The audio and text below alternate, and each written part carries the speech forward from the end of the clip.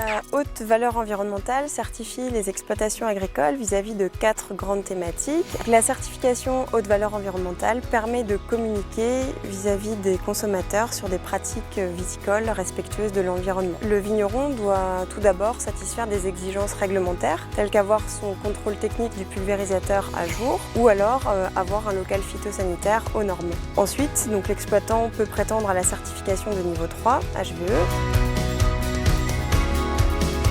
Donc là, on va pouvoir regarder sur l'exploitation la présence d'éléments de biodiversité tels que des murets en pierre, des lisières de bois, des haies.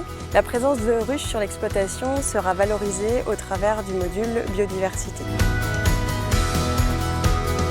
Dans cette stratégie phytosanitaire, plusieurs indicateurs vont être regardés. Le premier, l'indicateur de fréquence de traitement, qui traduit la quantité de produits appliqués par le vigneron. Cet indicateur de fréquence de traitement peut être réduit notamment par la qualité de pulvérisation, avec un pulvérisateur en traitement face par face ou un DPAE, donc un dispositif permettant de mesurer le débit par rapport à l'avancement. Les autres indicateurs qui seront contrôlés sont les stratégies alternatives à la lutte chimique, telles que le travail du sol, l'épampage manuel ou mécanique, la confusion sexuelle ou les feuillages précoces par exemple. Le pourcentage d'enherbement dans les parcelles sera également calculé précisément.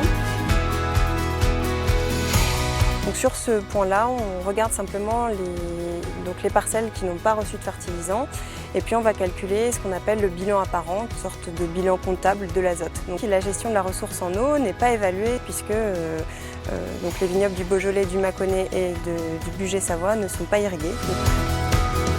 Ecovigne accompagne les vignerons dans leur démarche de certification par voie individuelle, par voie collective, afin de certifier leur exploitation viticole en haute valeur environnementale.